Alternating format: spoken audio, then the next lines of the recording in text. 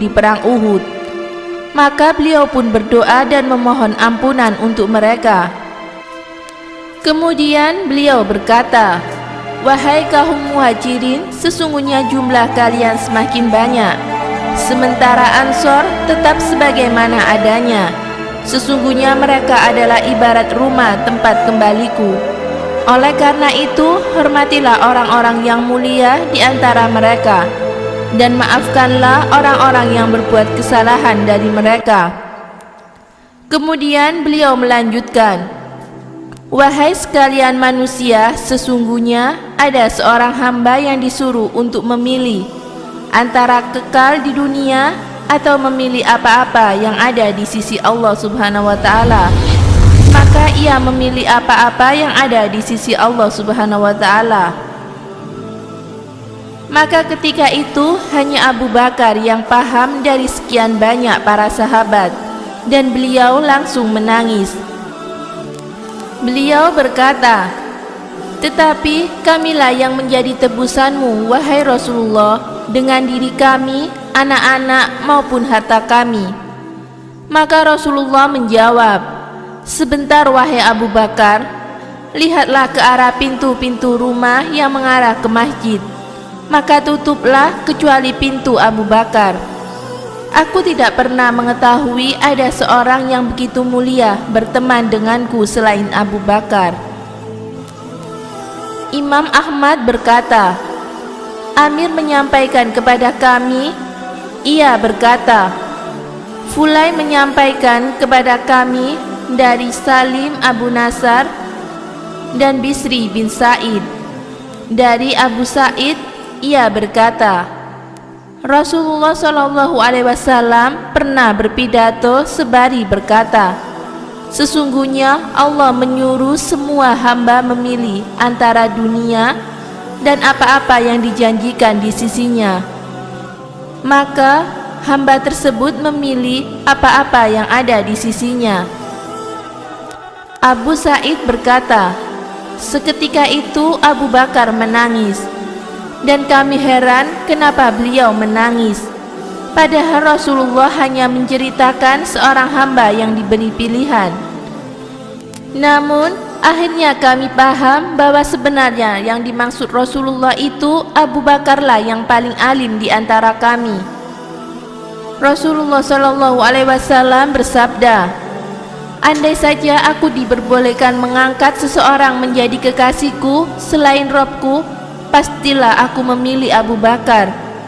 Namun cukuplah persaudaraan Islam dan kecintaan karenanya. Maka jangan ada lagi rumah-rumah yang pintunya mengarah ke masjid, dan hendaklah ditutup kecuali pintu Abu Bakar saja." Imam Al-Bukhari juga meriwayatkan hadis ini dari jalan Abu Amin Ar-Akadi dengan sanad yang sama. Imam Al-Bukhari meriwayatkan dari jalur Abu Rahman bin Sulaiman bin Hanzalah bin Al-Ghazi dari Ikrimah dari Ibnu Abbas bahwa Rasulullah suatu hari keluar dalam keadaan sakit dengan mengikat kain di kepalanya yang ujungnya terjuntai di antara dua bahunya. Kemudian beliau duduk di atas mimbar, kemudian menyebutkan khutbah tadi. Di antara pesan wasiat beliau agar berbuat baik terhadap kaum Ansor, hingga akhirnya Ibnu Abbas berkata, "Itulah majelis dan khutbah terakhir Rasulullah." Dampak dari berita wafatnya Rasulullah.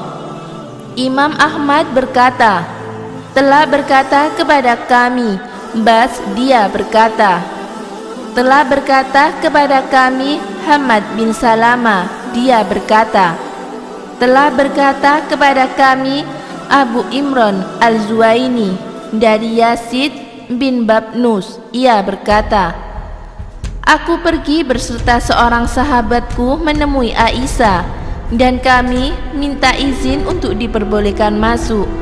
Maka ia melemparkan untuk kami bantal tempat duduk. Kemudian ia menurunkan hijab. Setelah itu, sahabatku berbicara, "Wahai Ummul Mukminin, bagaimana pandangan Anda mengenai Ira?" Ia berkata, "Apa itu Ira?" Maka aku menepuk punggung kawanku. Aisyah berkata padaku, "Berhentilah, kenapa engkau menyakiti saudaramu?" Kemudian ia bertanya lagi, "Apa itu Ira?" Yaitu tempat keluarnya darah haid. Maka jawabannya adalah sebagaimana yang diterangkan oleh Allah mengenai perempuan yang datang haid. Kemudian ia melanjutkan, "Pernah Rasulullah mendekapku dan memeluk kepalaku sementara pemisah antara aku dan dirinya hanyalah sehelai kain, padahal aku sedang haid." Aisyah melanjutkan, "Kebiasaan Rasulullah juga melewati pintu rumahku, beliau pasti akan mengucapkan kata-kata yang bermanfaat untukku. Suatu hari beliau melewati rumahku, namun tidak mengatakan apapun. Kemudian beliau lewat kembali dan tidak mengatakan apapun juga. Begitulah 2 hingga 3 kali. Maka kukatakan kepada pembantuku, letakkanlah bantal tempat dudukku di depan pintu. Kemudian aku mengikat kepalaku dengan kain. Tak lama kemudian beliau pun lewat. Rasulullah berkata, 'Wahai Aisyah, ada apa denganmu?' Aku menjawab, 'Aku merasa sakit kepala.' Rasulullah berkata, 'Namun kepalakulah yang lebih sakit.' Kemudian beliau pergi, dan tak lama kemudian ternyata beliau dibawa pulang dalam keadaan digotong dengan kain. Kemudian beliau mengirim utusan dan berkata kepada para istrinya, 'Aku sedang sakit keras dan tidak dapat lagi berkeliling ke rumah-rumah kalian. Maka izinkanlah aku agar dirawat di rumah Aisyah.' Maka sejak itu aku merawatnya. Padahal tidak pernah sebelumnya hal ini kulakukan kepada seseorang pun. Suatu ketika, tak kala kepala beliau berada di atas pangkuanku, tiba-tiba kepalanya miring ke arah kepalaku. Aku mengira beliau ingin bersandar di kepalaku. Maka keluarlah dari mulut beliau setitik ludah hingga yang mengenaiku dan membuat aku menggigil. Maka aku yakin bahwa beliau pasti dalam keadaan pingsan. Maka kututupi beliau dengan kain. Tak lama kemudian datanglah Umar bin Khattab dan Al-Mughirah bin Syu'bah. Keduanya meminta izin untuk dapat masuk, dan aku mengizinkan keduanya setelah hijab kuturunkan. Seketika Umar memandang Rasulullah dan berkata, "Alangkah beratnya pingsan yang diderita Rasulullah." Kemudian ia berdiri. Tak kala keduanya mendekati Rasulullah, Al-Mughirah berkata, "Wahai Umar, sesungguhnya Rasulullah telah wafat. Sebab Rasulullah tidak akan mati hingga Allah membinasakan habis seluruh orang-orang munafik." Dalam riwayat itu Aisyah melanjutkan, setelah itu datang Abu Bakar dan mengangkat hijab sambil memandang ke arah Rasulullah dan berkata, "Inna lillahi wa inna ilaihi raji'un." Sesungguhnya Rasulullah telah wafat. Kemudian mendekati kepala Rasulullah dan mendekat ke arah mulut, lalu mencium keningnya. Kemudian ia berkata, "Aduhai Nabi." Kemudian dia mengangkat kepalanya dan kembali mendekat ke mulut Nabi serta mencium sambil berkata, "Aduhai pilihan Allah." Kemudian ia kembali mengangkat kepalanya dan mendekat ke arah mulut serta mencium keningnya sambil berkata, "Aduhai kekasih Allah, Rasulullah telah wafat." Lantas ia keluar menuju masjid, sementara Umar sedang berpidato dan berbicara di hadapan manusia serabi berkata, "Sesungguhnya Rasulullah tidak mati hingga Allah membinasakan orang-orang munafik." Kemudian Abu Bakar angkat bicara sambil memuji Allah dan membuka pembicaraan dengan membacakan ayat, "Sesungguhnya kamu akan mati dan sesungguhnya mereka akan mati pula." Az-Zumar ayat 30. Hingga selesai. Kemudian membacakan ayat lainnya. Muhammad itu tidak lain hanyalah seorang rasul. Sungguh telah berlalu sebelumnya beberapa orang rasul. Apakah jika dia wafat atau dibunuh, kamu berbalik ke belakang atau murtad? Barang siapa yang berbalik ke belakang, maka ia tidak dapat mendatangkan mudarat kepada Allah sedikit pun, dan Allah akan memberi balasan kepada orang-orang yang bersyukur. Surat Ali Imran ayat 144.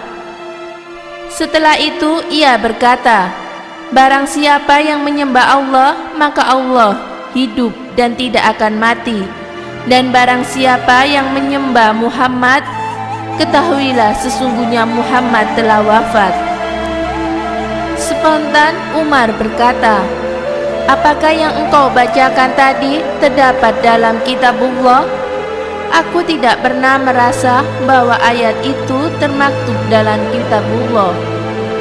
Umar melanjutkan, wahai saudara-saudara sekalian, inilah Abu Bakar, dan dialah yang paling kita tuakan dari seluruh kaum muslimin. Maka baiatlah dia. Maka manusia pun membaiatnya. Az-Zuhri berkata, telah berkata kepadaku Sa'id bin Musayyib bahwa Umar berkata, demi Allah aku tidak sadar hingga aku dengar Abu Bakar membacakan ayat tersebut. Maka aku yakin bahwa itulah yang benar. Tanpa sadar aku pun jatuh terduduk. Kakiku tak kuat lagi menahan tubuhku. Maka yakinlah aku ketika itu Abu Bakar membacakan ayat itu bahwa Rasulullah telah wafat. Demikianlah kisah wafatnya Rasulullah SAW dan khutbah yang disampaikan beliau menjelang wafatnya.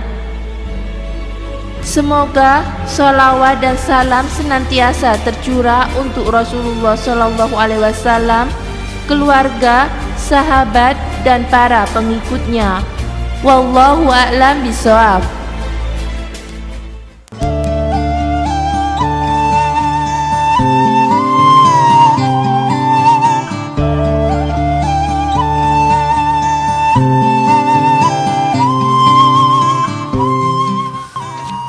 Assalamualaikum warahmatullahi wabarakatuh.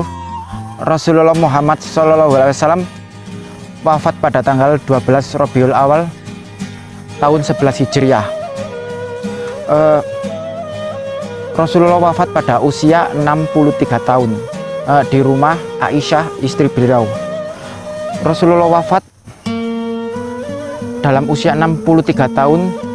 Beliau berhasil menguasai seluruh jazirah Arab masuk ke dalam Islam. Bayangkan, dalam usia 63 tahun beliau mampu menyatukan seluruh jazirah Arab dalam pangkuan Islam. Hari ini usia 63 tahun, apa yang kita hasilkan? Dan Rasulullah adalah orang yang sukses dalam mengemban misi kenabian dan menyebarkan agama Islam ke seluruh jazirah Arab. Meski Rasulullah menjelang akhir hidupnya, beliau sakit panas demam selama 13 atau 14 hari. Beliau sempat untuk menjalankan sholat. Dalam satu riwayat disebutkan setelah sadar dari pingsan Rasulullah, sholat dipandu dengan Ali bin Abi Thalib dan Abbas bin Abdul Muthalib mengimani sholat subuh walau badan beliau belum fit.